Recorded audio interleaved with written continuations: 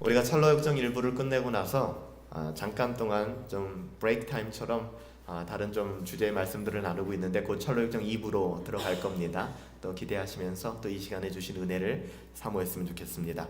오늘 로마서 8장 31절부터 39절까지의 본문을 가지고 어떤 고난이라도 신자에게는 선하다라는 제목으로 하나님 말씀을 증거하도록 하겠습니다. 하나님께서 고난에 관해 어떻게 말하는지에 대한 확고한 안목을 갖지 못하면 고통의 문제, 고난의 문제는 우리의 믿음을 여지없이 무너뜨립니다. 그러니까 고난이란 무엇일까? 고통이란 무엇일까?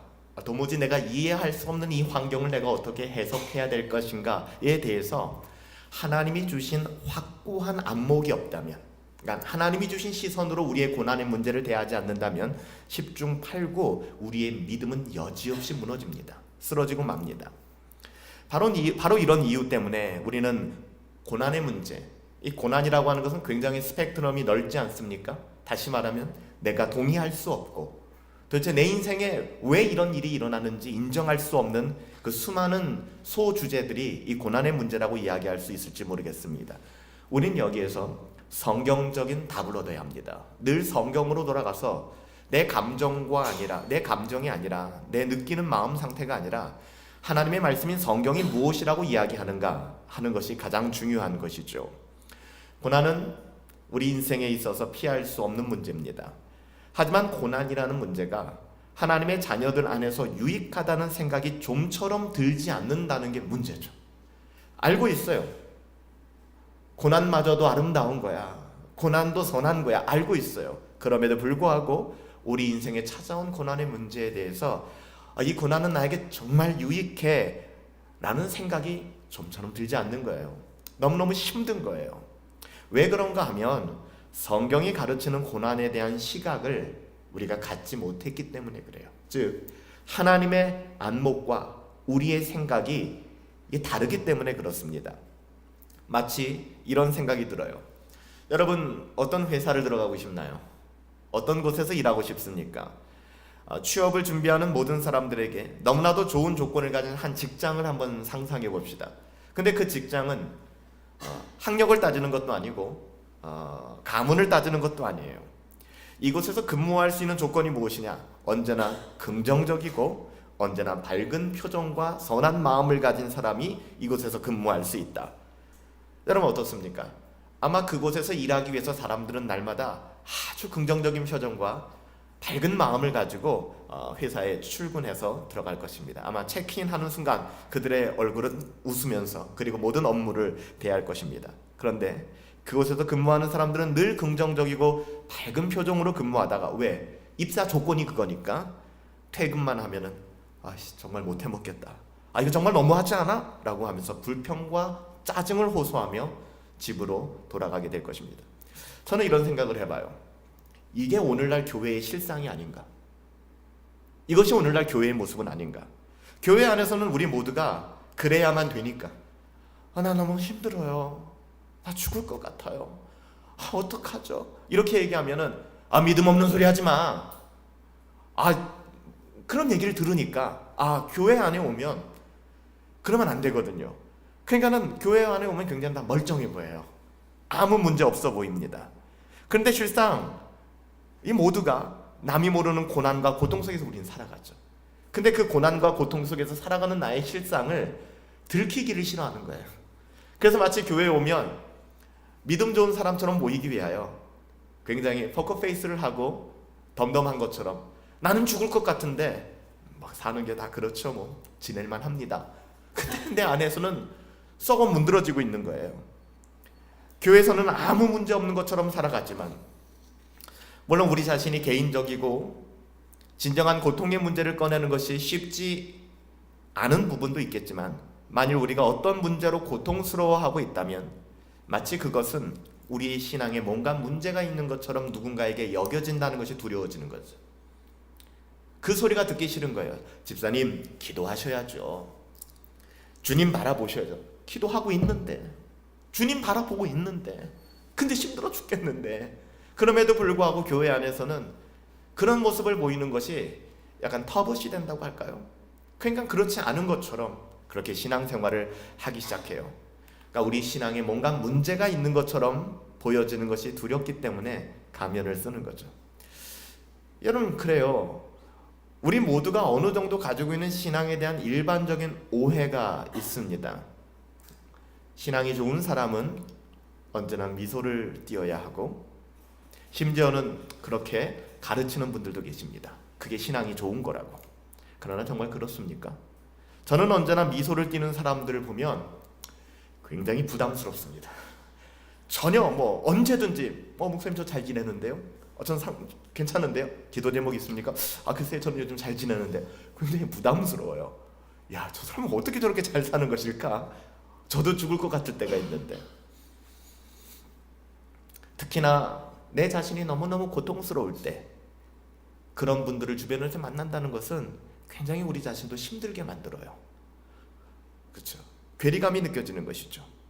아니면 고난은 신앙의 문제가 있기 때문에 일어난다라고 보는 견해도 한몫하는 것이죠.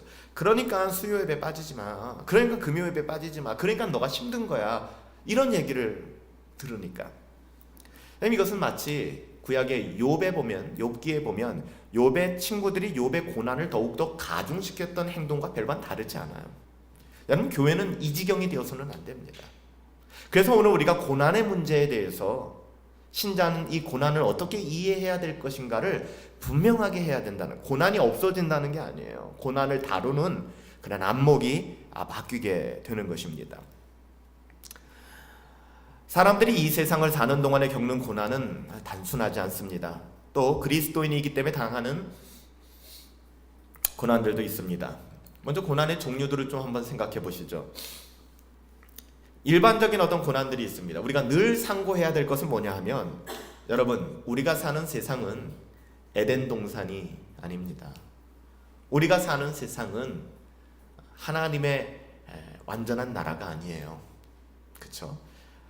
하나님께서 아담과 하와를 에덴 동산에서 추방하실 때, 쫓아내실 때 하셨던 말씀이 뭡니까? 분명히 말씀하셨어요. 아담, 너는 네 이마에서 땀을 흘려야 할 것이야. 남자들이요, 또 여자들도 마찬가지죠. 일을 하고 고생을 해야 하고, 그렇지 않으면 먹고 살기가 어렵고, 그렇게 해도 힘든 것, 여러분, 우리가 그 대가를 지불하고 있는 것입니다. 아담에게는 이마에서 땀을 흘려야 할 것이라고 하셨고, 이 땅은 저주받아서 가시와 엉겅퀴를 낼 것이라고 말씀하셨습니다. 하와에게는, 우리 하랑이에게는 임신하는 고통이 크게 하시고 수고하여 자식이 낳는 것이 무엇인가를, 이것이 여러분들 우리의 죄의 결과예요. 죄의 부산물입니다. 뿐만이 아닙니다. 너는 남편을 원하게 될 것이고 남편은 너를 다스리게 될 것이다. 그냥 한마디로 이것을 줄인다면, 제가 구체적인 예를 든 거지만 한마디로 얘기한다면, 이 땅에서의 삶이 녹록지 않을 거야. 이 땅에서의 삶이 결코 쉽지 않을 거야 라고 말씀하는 거예요. 심지어는 이 지상에서 가장 행복해야 될 관계가 어떤 관계일까요? 부부관계. 그래서 연애를 하지 않습니까? 그래서 결혼을 꿈꾸고, 가장 행복해야 될 부부관계조차도 고통스러운 과정이 될 것이라고 말씀하십니다. 그냥 묻고 싶어요. 작년에 제가 두 커플을 주례를 섰는데, 하랑자매 또 다 같이 모여있네, 우리 세미자매. 근데 남편들은 또 둘 다 여기 없네. 뭐 없을 수밖에 없는 상황일 수도 있겠지만, 삶이 어떠세요? 고통스러운 과정입니까? 날마다 낙원을 경험하고 계십니까? 속으로. 네, 그렇죠. 쉽지 않아요. 쉽지 않아요. 여러분, 이것은 죄로 말미암아 하나님과 정상적인 관계가 깨어져 버린 결과예요. 그러니까 여러분들 너무 기대하지 마세요. 고통이 없을 거야. 문제가 없을 거야. 그래서 여러분, 산다는 게, 진짜 산다는 게, 그냥 사는 것만으로도 너무나 고통스럽고 너무나 수고스러울 때가 있어요. 그래서 어느 순간 그냥 잠자듯 이 세상 떠났으면 좋겠다라는 마음 한두 번씩 다 가지시지 않습니까? 피할 수 없는 질병을 만나기도 합니다. 몸의 노쇠함, 이런 것도 경험하기도 해요. 옛날엔 몸이 이러지 않았는데, 저도 그래. 이제 40 후반이 되고 하니까 진짜 이게 몸이 옛날 같지가 않은 것 같아요. 그래도 40 막 이렇게 초반에는 조금 그랬던 것 같아요. 근데 나이가 들어가니까 이게 만만치가 않구나. 그리고 주변에서 이제 세상을 떠나는 분들이 왜 이렇게 많아요? 그러니까 참 이 세상을 바라보는 눈들이 많이 바뀌게 되는 것 같아요. 이 세상을 사는 동안에 삶이 그렇게 편하지가 않습니다. 산다는 것 자체가. 여러분, 이것은 우리가 예수를 믿었다고 해서, 우리가 그리스도인이라고 해서 이 문제가 비껴가잖아요. 이 화살이 다 우리에게 쏟아집니다.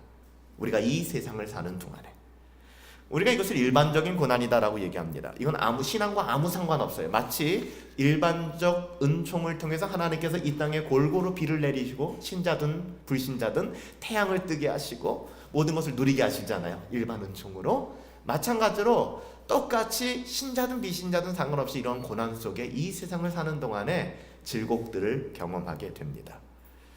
근데 여기서 끝나지 않죠. 이렇게 자연적인 현상 속에서 고난이라는 문제를 접근할 때 나의 잘못과 나의 실수로 말미암아, 오늘 이제 지방선거가 끝났는데, 지방선거 끝나고 나서 이제 개표하는 방송을 보니까 이제 각 정당의 색깔, 그 반응이 너무 다른 거예요. 한 정당은 이제 자아 비판하기 시작하는 거죠. 우리가 국민에게 잘못했다, 막 이런 얘기하기 시작하는 거죠.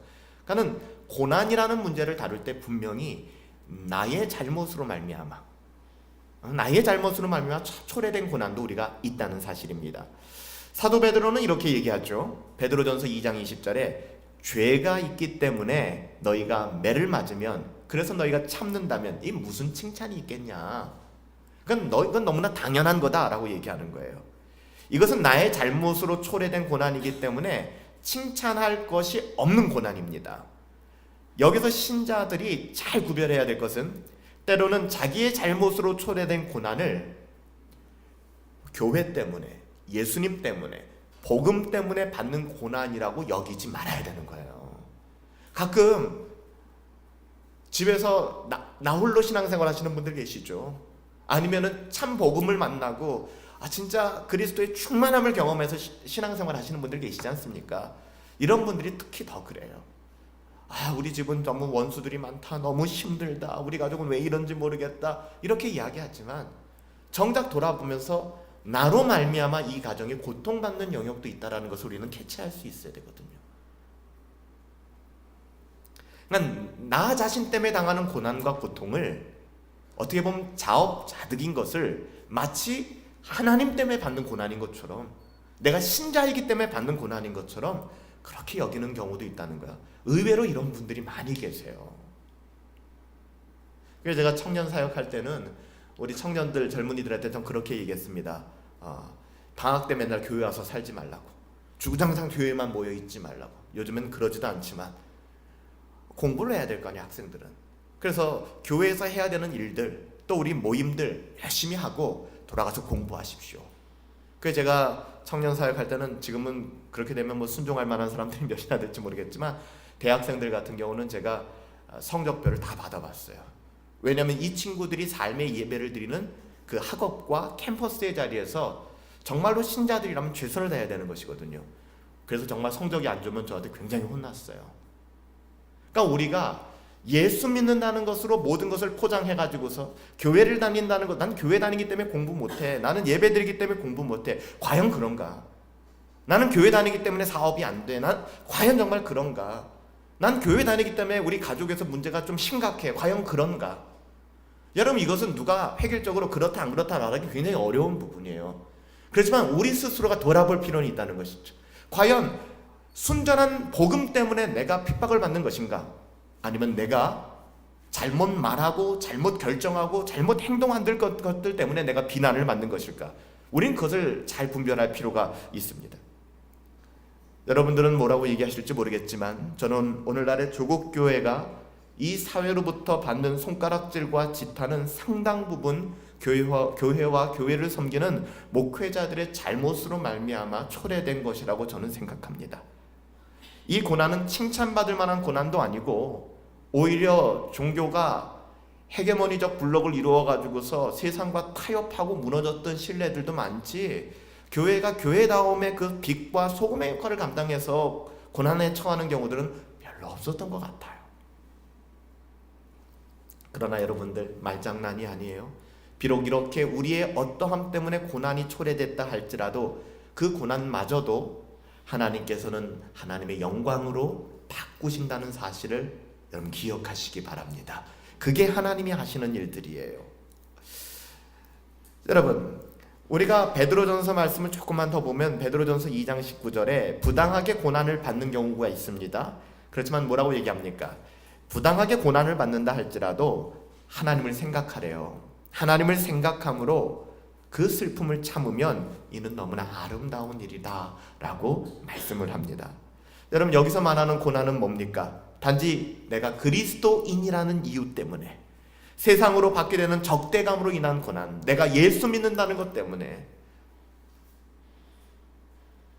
여러분, 예수 믿는 사람들은, 진짜 예수 믿는 사람들은 제가 그렇게 말하죠. 즐겨서 손해보고 기뻐서 바보 되라. 세상 사람들은 우리가 바보인 줄 알아요. 그러니까 병신인 줄 알아요. 우리가 다 좋다고 하니까. 여러분, 그렇지 않아요. 속아주는 것이고 기다려주는 것이고 참아주는 것이죠. 부당하게 너희가 고난을 당해도 하나님을 생각하라. 그래서 너희의 슬픔을 참아내라. 목사님, 신앙이 참는 거예요? 우리가 언제까지 참아야 돼요? 참으세요. 주께서 하신 것처럼. 그러면 이것은 아름답다라고 얘기합니다. 그리스도인이라는 이유로 세상에서 받게 되는 적대적인 고난을 말합니다. 그런 거 있으시잖아요. 주님께서 십자가를 지시기 전에 제자들에게 말씀하신 대로 세상은 주님을 미워하기 때문에, 너희가 세상에 속하지 않았고 주님께 속했기 때문에 세상이 너희들 미워할 거야. 너희들 좋아하지 않을 거야.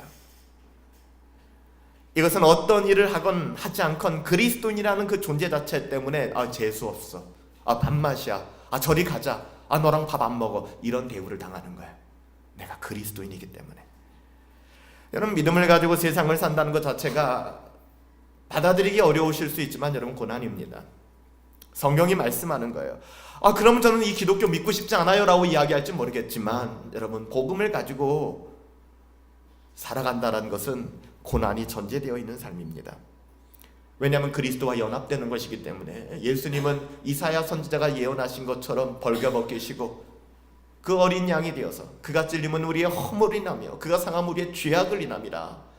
그는 그의 십자가를 지고 영문 밖으로 나가서 그는 십자가에 달려 우리의 모든 죄를 씻으셨잖아요. 우리는 그리스도와 연합된 자이기 때문에 그리스도를 따라가는 사람들이에요. 그리스도를 본받은 사람들입니다. 주님의 삶이 고난이었습니다. 이 땅에서의 삶이 그렇습니다. 그래서 신자는 이 땅을 살아가면서 마음이 상할 수밖에 없어요. 마음이 상한 자. 여기에는 부당하고 억울하다고 여기게 만드는 요소들이 분명히 있습니다. 그러나 하나님을 생각하는 거예요. 하나님을 생각하는 거예요.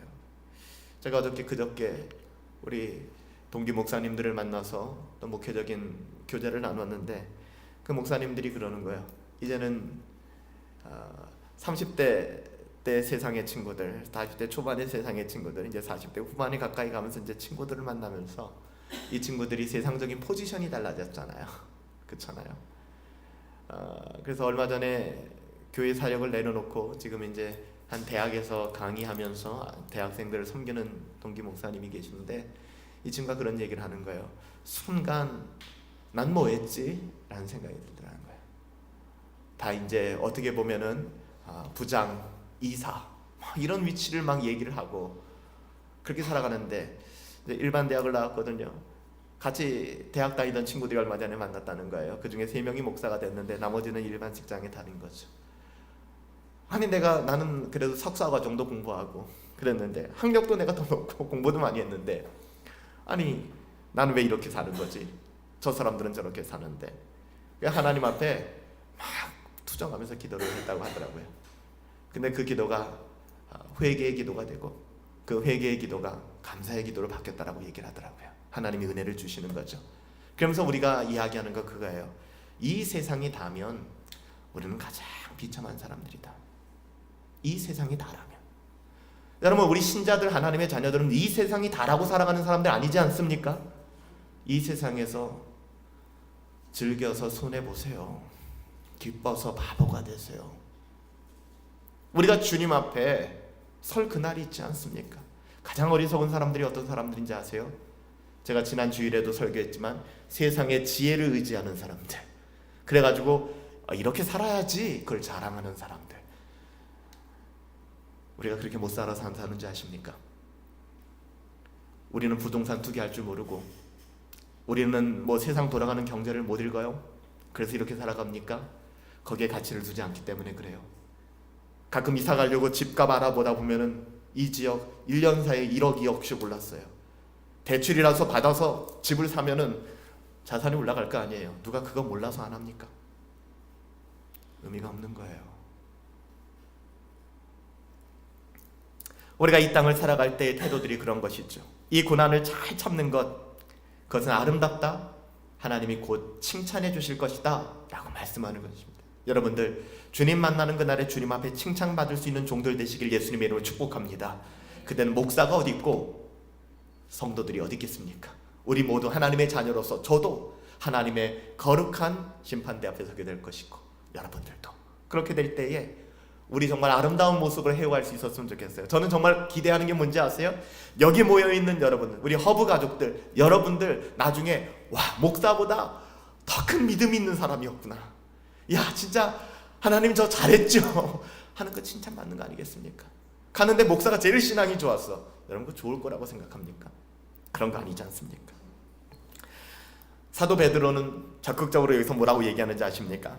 여기서 더 나아가서 선을 행함으로 받는 고난이 있다고 얘기합니다. 이게 진짜 우리를 힘들게 만들죠. 이쯤 되면 나오는 게 그거예요. 내가 배알이 없나? 내가 속이 없나? 내가 이렇게까지 해야 되나? 그렇지만 선을 행하였는데도 도리어 고난이 찾아올 때 그것을 참으라고 말씀합니다. 우리가 이 세상에서 사람들에게 행할 수 있는 최고의 선은 그리스도의 복음을 알려주는 거예요. 할렐루야. 은혜의 복음을 그러니까 내가 복음을 누리고 그 복음을 확산시키고 전하는 겁니다. 디모데 후서의 사도 바울이 이렇게 증언합니다. 그러므로 너는 내가 우리 주를 증언함과 또 주를 위하여 갇힌 자 된 나를 부끄러워하지 말고 오직 하나님의 능력을 따라 복음과 함께 고난을 받아라. 그러니까 믿음의 선배, 믿음의 아버지, 바울과 디모데의 관계가 그거거든요. 믿음의 아들, 그런 관계예요. 그러니까 믿음으로 나았다는 거거든요. 이 믿음의 아들 디모데에게 뭐라고 얘기합니까? 내가 고난 받는데 그거 부끄러워하지 마. 너 선생님 어디 가셨어? 너희 목사님은 어떤 신분이야? 너희 교회는 몇 명이야? 우리 교회는 이런. 부끄러워하지 말라는 거예요. 그리고 너도 그 고난에 참여하여라. 그러니까는 바울이 디모데에게 너는 이 길 안 왔으면 좋겠어, 너는 그냥 좀 잘 됐으면 좋겠어 라고 얘기하지 않고 그 길을 걸어가라고 얘기하는 거예요. 디모데후서 3장 12절에 무릇 그리스도 예수 안에서 경건하게 살고자 하는 자는 반드시 박해를 받을 것이다. 이 구절 어떻게 할 겁니까? 우리 신자의 삶을 이야기하는 거예요. 여러분, 예수를 믿으면 믿을수록, 예수를 깊이 믿으면 믿을수록 더 외로워질 걸, 더 고난을 겪을 것이다. 지난 제가 카톡방에도 그런 글을 썼는데, 지난 주일날 제가 조금 힘들었어요. 근데 하나님이 회개하게 만드시더라고요. 월요일 아침에 카톡도 잘 안 하던 친구들이 저한테 개인적인 카톡을 몇 명 했어요. 근데 그 카톡 내용이 목사님 오랜만에 이런 감정을 경험해요. 제가 너무 외롭고 힘들어요. 그러는 거예요. 제가 그 기분을 느꼈거든요. 제가 하나님을 회개했어요. 물론 제가 영적인 아비라고 얘기하긴 그렇지만 목사로서 어떻게 보면 더 기도하고 그 부분들을 챙겨나가야 되는데 내가 쓸데없는 내 감정에 몰입되어서 내가 그렇게 힘들었구나. 그래서 제가 힘내자, 다시 용기 내자, 하나님이 함께 계신다, 그렇게 이야기를 하고 또 한 주간을 서로 나누었는데, 여러분들 더 외로워질 거예요. 그리고 고난을 많이 겪을 것입니다. 그런데 성경은요, 제 얘기가 아니라 성경은 더 나가서 이런 사람들에게 고난이 올 때 기뻐할 이유가 있다고 얘기해요. 진짜 이게 참 이해가 안 되잖아요. 기뻐할 이유가 있다. 베드로전서 3장 14절에 그러나 의를 위하여 고난을 받는 자는 복이 있다라고 얘기를 해버려요. 이게 도대체 무슨 말일까? 이것은 사실 주님께서 친히 하신 말씀 아닙니까? 마태복음 5장 10절에서 12절에 이렇게 말씀하세요. 의를 위하여 박해를 받는 자 너희 복이 있다. 천국이 그들의 것이다. 나로 말미암아 너희를 욕하고 박해하고 거짓말로 너희를 거슬려서 모든 악한 말, 정말 가슴을 뻥뻥뻥뻥 뚫어놓는 말이 있잖아요. 그런 말을 할 때에는 너희에게 복이 있다. 오히려 기뻐하고 즐거워해라. 하늘에서 내가 너 잊지 않을 거야. 다른 표현으로 하늘에서 너의 상이 클 거야. 너희 전에 있던 선지자 예레미야, 이사야, 하박국, 말라키 전부 다 그 길을 걸었어. 그렇게 이야기하는 것입니다. 하지만 이 고난만큼은 어쩌면 우리가 피할 수 있는 고난이라고 생각하고 싶을지도 모르겠어요. 그냥 이런 마음을 갖고요, 적당히 예수 믿자. 나 거기까지는 가고 싶지 않아. 그냥 적당히 이 정도만 해도 되지 않아? 여러분들, 남녀 관계가 우리 좀 사귀어 볼까 하는 관계에서 적당한 관계가 되던가요? 결국에는 허니문으로 가게 되는 것이죠. 여러분, 주님과의 관계도 그래요. 여러분, 적당함이라는 것은 하나님에 관하여 하는 사람들이나 하는 말들이지, 하나님을 알고 있는 know he himself, 그 자신을 경험하고 하나님을 인격적으로 만난 사람들에게는 여러분들, 적당이라는 건 존재할 수 없어요. 그냥 빠져드는 거예요. 주님 안으로 들어가는 거예요. 모든 신자들이라면 주와 복음을 위하여 고난받도록 부르심을 받은 자들이다 라고 성경은 가감없이 이야기를 합니다. 베드로전서 2장 21절, 이를 위하여 너희가 부르심을 받았으니 그리스도도 너희를 위하여 고난을 받으사 너희에게 샘플이 됐대요. 본이 되어서 그 자취, 그 스텝 바이 스텝을 따라오게 하기 위하여 고난을 당하셨다라고 얘기합니다. 여러분, 이 말씀을 통해서 우리에게 다가오는 고난과 이 땅이 고난스럽기 때문에 당하는 것들, 우리가 잘못해서 당하는 고난들, 심지어는 선을 행함으로 당하는 고난들, 그 어떤 종류의 고난이든 간에 이것은 피할 수 있는 고난이 결코 아니구나. 군대 가면 그런 말이 진짜 있었어요. 피할 수 없으면 다 아는 말이죠. 즐겨라. 피할 수 없으면 즐겨라. 타령할 거 아니잖아요. 그럼 거기서 그냥 즐기는 수밖에 없는 거예요. 뭐 세속적인 말일 수도 있겠지만, 사랑하는 여러분들, 우리 신앙생활할 때 인간적인 꼼수를 쓰지 맙시다. 그냥 정도로 걸어가십시다. 이것이 하나님께서 원하시는 거예요. 그리스도인에게 모든 종류의 고난은 반드시 합력하여 선을 이루실 걸 여러분 믿으시기 바랍니다. 지금은 아마 여러분 아멘 하셔도 동의가 안 되실 거예요. 너무 힘든 과정들이 있으니까. 이렇게 다양한 고난이 우리 인생 가운데 주어지죠. 이 땅이 에덴에서부터 추방되었기 때문에 경험하는 고난들, 그리고 내가 잘못했기 때문에 경험하는 고난들, 선을 행하기 때문에 내가 그리스도의 복음 가운데 들어와 있기 때문에 당하는 고난들, 여러 가지 다양한 고난이 우리 인생에 주어지지만, 그리스도인들이 알아야 되는 중요한 사실은 이 모든 종류의 고난, 그것이 바로 나의 잘못으로 인하여 초래된 고난이라고 할지라도 그 모든 고난은 반드시 합력하여 선을 이룬다는 거예요. 그 말씀이 오늘 우리가 너무나도 좋아하는 로마서 8장 28절의 말씀이죠. 우리가 알거니와 우리가 인정하거니와 하나님을 사랑하는 사람들, 하나님을 믿는 사람들, 곧 그 뜻대로, 우리의 뜻이 아니라 하나님의 뜻대로 부르심을 받은 그 소명이 분명한 사람들, 그 사람들에겐 이 모든 희노애락이 고난을 포함해서 합력해서 선을 이루게 될 것이다. 할렐루야.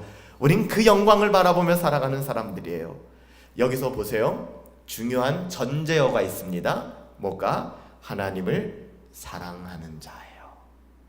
하나님을 사랑하는 자. 아무에게나가 아니라 하나님을 사랑하는 자. 누구에게나 그렇다는 것이 아니라 하나님을 사랑하는 자에게, 오직 하나님을 사랑하는 자만 그렇다는 거예요.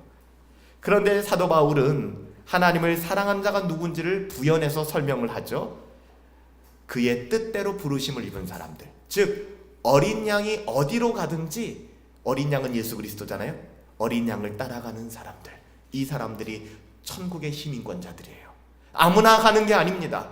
어린 양이 어디로 가든지 어린 양을 따라가는 사람들, 오직 하나님의 뜻대로 부르심을 받은 사람들.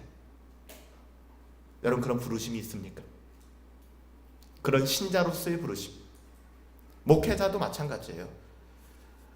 저희 동기들 중에서는 목회를 내려놓은 친구들도 여럿 있습니다. 고민을 하는 것이죠. 과연 우리의 부르심은 무엇인가?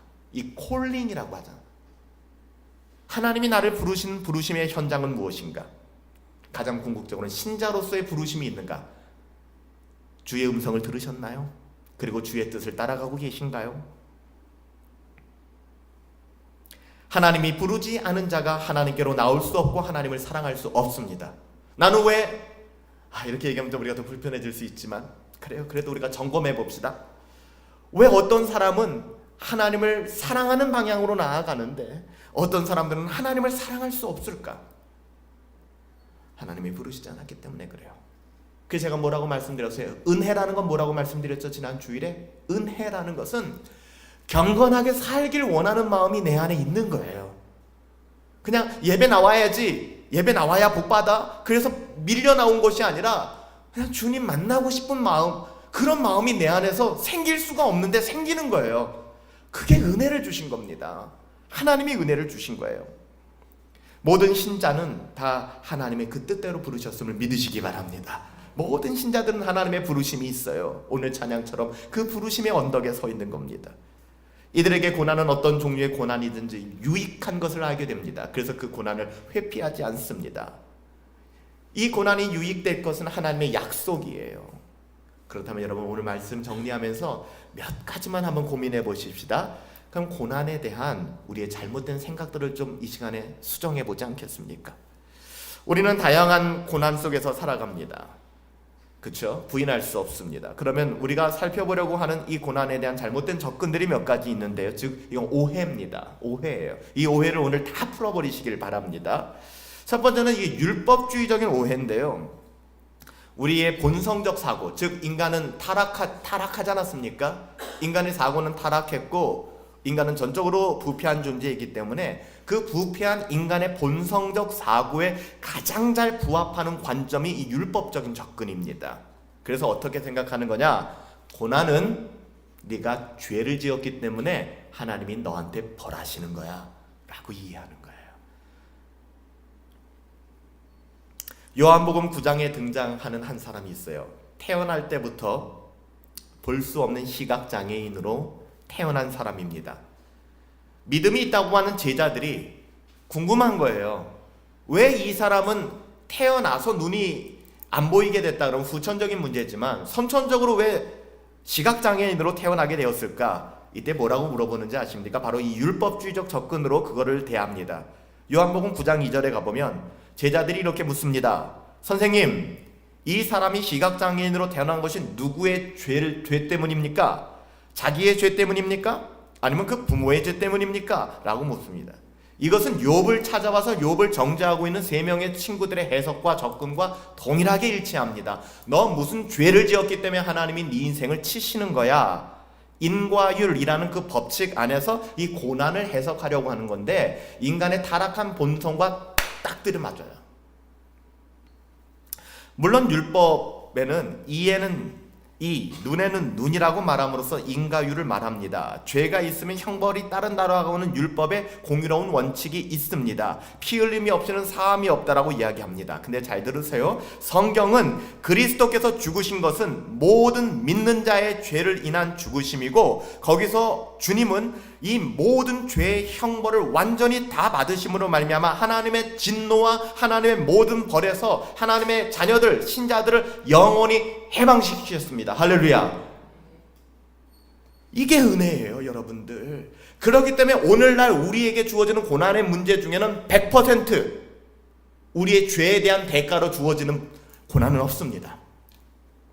가령 하나님이 사랑하사 징계하사 이 사람을 돌아오게 하고 회복시키게 하시려고 터치하시는 건 있지만 그런 목적의 고난이지 이 자식 너 이따위로 신앙생활해서 너 한번 죽어봐 하고 하나님이 그렇게 하시는 분이 아니시라는 거예요. 이거를 굉장히 많이 오해하기 때문에 은혜를 천박하게 만들어버리는 겁니다. 그리스도인이 받아야 할 형벌로서의 고난은 존재하지 않습니다. 할렐루야. 밑줄 쫙 긋고 암기하세요. 그냥 주님이 나를 위해서 죽으셨고 텔레스타이 내가 모든 대가집을 다 했고 다 이루었고 더 이상 나의 죄로 말미암은 고난이라는 건 존재하지 않는구나. 너가 죄져서 그래 라고 하는 것은 사단의 은밀한 유혹에 불과합니다. 그런데 사람들은 얼마나 머리가 좋은지 얼마나 머리가 탁월한지 고난에 대한 원인을 그 사람에게서 찾지 못하게 될 때 설명할 수 있는 또 다른 방식을 등장시킵니다. 뭡니까? 마치 제자들이 물었던 것처럼 그 부모가 죄를 지어서 그 자녀가 이렇게 태어난 거 아니야? 아니, 아이를 낳는데 아이가 좀 이상해. 그러면 부모들이 뭔 죄를 져서 하나님이 이런 방식으로 다루기 시작하는 거예요. 그래서 한때 유행했던 책 중에서 몇 번 언급했지만 가게에 흐르는 저주를 끊어야 산다라는 망측한 책이 기독교 분야에서 베스트셀러까지 된 거예요. 이것은 우리 주님의 구속사역의 완성, 100% 주님이 십자가에서 우리의 모든 죄를 치루시고 완성하셨다는 것을 불신하게 만드는 아주 심각한 잘못이고 오류입니다. 그리고 수많은 성경 구절을 자의적으로 해석한 결과예요. 성경 뭐라고 얘기합니까? 그리스도께서 우리를 위하여 저주를 받은 바 되사 율법의 저주에서 우리를 속량하셨으니 기록된 바 나무에 달린 자마다 저주 아래 있는 자라 하였습니다. 십자가에서 우리의 모든 죄를 다 가져가셨음을 여러분 믿으시기 바랍니다. 그러므로 그리스도 예수 안에 있는 자에게 결코 정죄함이 없어요. 여러분, 그렇게 사단이 우리를 유혹하고 너 죄 때문에 그래, 너 죄 때문에 그래, 그렇게 고소할 때 로마서 8장 1장 말씀처럼 1절 말씀처럼 그리스도 예수 안에 있는 자에게는 결코 정죄함이 없다. 그리스도 예수 안에 있는 생명의 성령의 법이 죄와 사망의 법에서 나를 해방하였다. 믿음으로 선언하시길 예수님을 축복합니다. 절단코 그런 일은 없어요. 별개로 남아서 우리가 별도로 해결해야 될 저주 따위는 존재하지 않습니다. 그런 건 없어요. 여러 가지 비성경적인 태도로 그 고난의 문제를 다룹니다. 이런 이야기도 합니다. 회개하세요. 그러면 하나님께서 그 고난을 거두어 가실 거예요. 여러분들, 이 말도 합당하지 않습니다. 또한 이런 이야기들도 많죠. 하나님께서 이 고난에서 곧 건져주실 거예요. 힘내세요. 여러분, 이런 말들은 어떻습니까? 하나님께서 곧 건져주실 거야. 이 말이 당장 듣기에는 너무나 달콤합니다. 너무 좋아요. 위로가 되는 말일 수 있습니다. 가끔 그래요. 병원에 갔을 때, 목사님, 이건 하나님의 영광을 위한 겁니다. 곧 나을 겁니다. 제가 거기서 뭐라고 얘기하겠습니까? 아멘. 그렇게 얘기하죠. 당연히. 그리고 기도하죠. 하나님 낫게 해주셨으면 좋겠습니다. 하나님 암이나 감기나 하나님 똑같으시잖아요. 하나님 이분들 너무 힘들어해요. 좀 치료해 주세요. 기도합니다. 그럼에도 불구하고 제가 제 입장에서 성도님 걱정하지 마세요. 이건 하나님의 영광을 위한 겁니다. 곧 나을 겁니다. 어둠을 묻고 있는 영들아 떠나갈지어다. 전 그렇게 얘기하지 않습니다. 오히려 이 고난의 문제와 고통의 문제를 통해서 그 영혼이 하나님의 음성을 듣기를 원하고 그 영혼에게 하나님의 은혜가 있게 되기를 저는 기도합니다. 물론 하나님 고쳐주세요라고 기도하죠. 그렇지만 제가 고난의 문제를 만났을 때 집사님 힘내요. 이 고난 금방 지나갈 거야. 물론 다 지나갈 거야 라는 것이 우리에게 위로가 되기도 하겠지만 금방 안 지나가면 어때요? 원망이 생기거든요. 불편한 마음들이 생기거든요. 여러분, 말씀드립니다. 곧 지나갈 거야. 곧 나을 거야. 이건 하나님 외에는 그 누구도 할 수 있는 말이 아닙니다.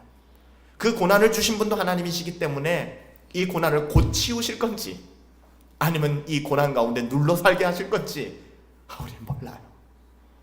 그래서 중요한 것은 이 고난 속에서 용기 잃지 마세요. 포기하지 마세요. 사람이 한 번 죽는 건 정한 거예요. 이 몸뚱 아래 하나 죽는 거 두려워하지 마세요. 영혼이 회복되어져야 돼요. 주님 바라보세요. 여러분들, 이게 위로가 안 될지 모르겠지만 우리가 할 수 있는 최선의 말 아니겠습니까? 그거 아닐까요? 조니 에릭슨 타다라는 분이 계십니다. 전신마비로 불편한 몸을 가지고 있었어요. 이 조니 에릭슨 타다가 자신의 전신마비가 치유될 것이라는 소망을 가지고 기도한 적이 있다라고 고백합니다. 이 자매가 일주일은 한 달이 되었고 한 달은 다시 두 달이 되었는데 반신불수가 된 자신의 몸이 치유가 되질 않아요. 회복이 안 되는 거예요. 그녀는 점진적으로 나아지겠지라는 막연한 기대감과 긍정의심을 가지고 있었습니다. 근데 몸은 여전히 사지가 틀어져 있고 전신마비가 되어 있는 거예요. 시간이 지나면 찾아오는 게 뭔지 아십니까? 처음에는 막 희망을 가져요. 기도하면 됩니다. 막 이런 희망을 가져요. 시간이 흐르면 내가 무슨 죄를 지었지? 이 생각이 듭니다. 하나님이 나를 치시는구나. 난 버림받았구나. 내가 죄를 지었기 때문에 하나님께서 들어주시지 않는구나 라고 생각합니다. 그래서 회개를 합니다.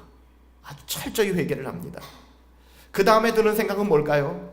내 믿음이 좀 작은가 보다. 이 레파토리가 있어요. 내 믿음이 좀 작은가 보다. 하나님이 들어주실 만큼 그런 믿음이 아직 안 되나 보다. 여러분, 이것은 나쁜 신앙, 성경적이지 않은 신앙이죠. 나쁜 신앙의 굴레 속에 빠져든 겁니다. 계속 그 굴레를 돌게 됩니다. 결국 선하신 하나님에게는 조니에게 가르쳐 주신 것이 이것이었습니다. 나중에 이 조니가 깨닫고 이렇게 고백합니다. 이 자매가, 하나님은 오늘도 기적적인 방법으로 질병을 고치실 수 있고 실제로 고치시는 분이십니다.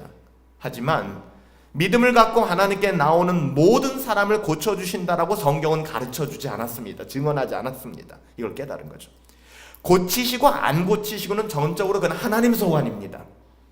어쩌면 이것은 고통 가운데 신음하는 분들에게는, 본인도 고통 가운데 있으면서 신음하는 분들에게는 너무나도 힘든 말로 들릴 것 잘 알고 있습니다.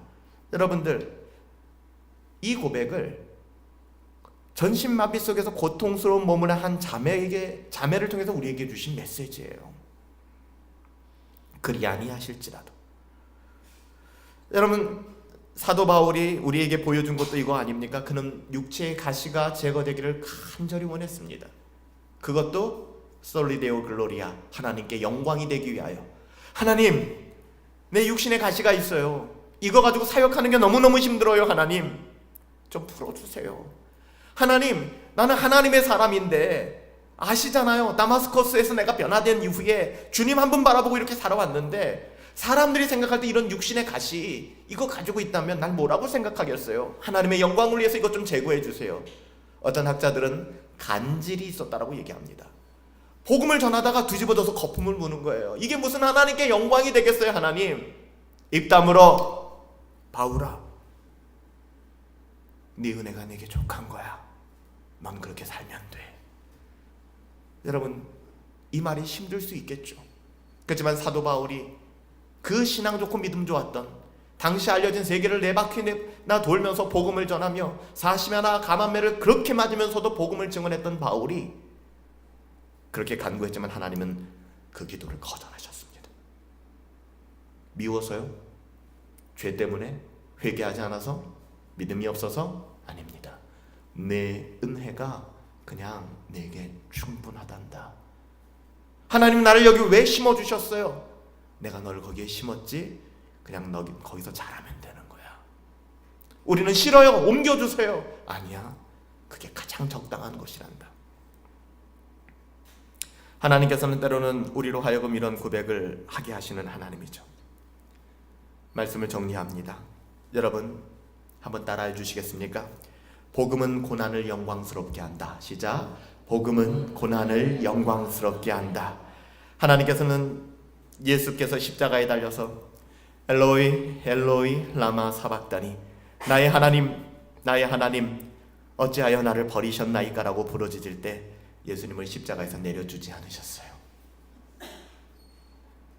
하지만 그리스도의 고난과 십자가의 죽음은 하나님의 구원을 이루는 가장 영광스러운 사건이 되었고, 여러분이 당하는 고난이 하나님의 영광을 드러내는 가장 순결한 사건이 될 수 있다는 것을 여러분 기억하시기 바랍니다.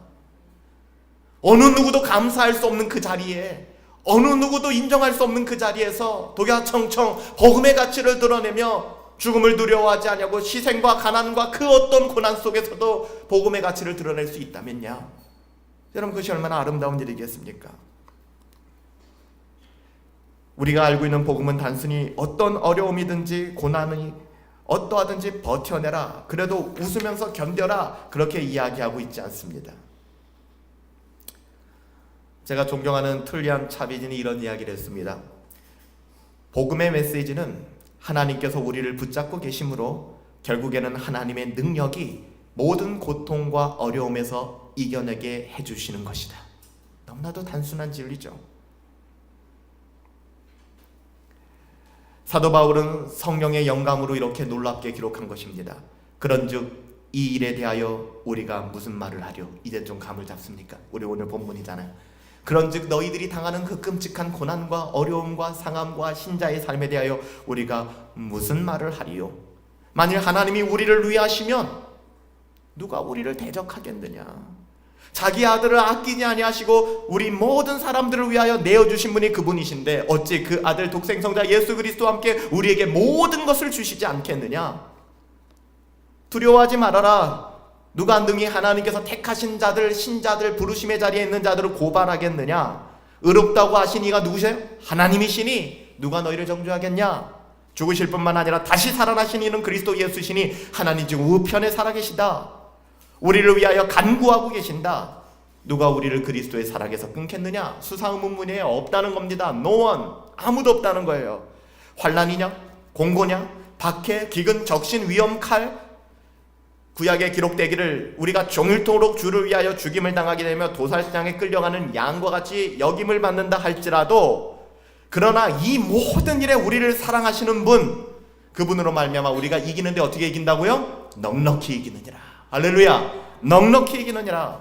내가 확신하노니 사망 생명 천사 권세자들 현재 장래 능력 높음 깊음 다른 어떤 피조물이라도 하나님의 부르신 가운데 있는 신자들을 우리 주 예수 그리스도 안에 있는 사랑에서 결코 끊을 수 없으리라. 할렐루야. 오늘 고난을 대하는 우리들의 모습이에요. 얼마나 놀라운 일입니까? 사랑하는 여러분들, 너 하기에 달렸어. 그러니까 잘해. 네 하기에 달린 거야. 성경은 이렇게 이야기하지 않습니다. 우리에게 주어지는 고난의 문제가 우리가 뭔가 앞가림을 잘못해서 그리고 내가 잘하기만 하면 이 고난이 바뀌고 이런 거 아니에요. 때로는 어쩔 수 없는 문제들이 더 많습니다. 비록 우리가 고난 가운데 엎어진다 할지라도 우리가 이 고난을 스스로 극복하지 못한다고 할지라도 여러분 염려하시지 마시기 바랍니다. 우리 주님이 우리 옆에 계십니다. 그 어떠함에도 불구하고 우리 주님은 여전히 여러분들을 사랑하고 계십니다. 그리고 제가 감히 말씀드리는 것 someday 언젠가 이 고난의 수수께끼가 풀리게 될 때 우리는 영광스러운 즐거움으로 하나님의 영광을 바라보며 기뻐하게 될 겁니다. 이 세상에서 그 수수께끼가 다 풀리는 게 아니에요. 그렇지만 주님 만나는 그날에 여러분 그렇기 때문에 우리는 고난의 문제에서 얼마나 자유한 사람들입니까? 너무 여러분들 옥죄지 마세요. 그 안에서 믿음 잃어버리지 마시고 하나님이 내게 심겨주신 그 자리에서 정도를 걸으며 복음만이 줄 수 있는 참된 자유를 누리며 살아갈 수 있는 저와 여러분들 되시기를 예수님의 이름으로 축복합니다.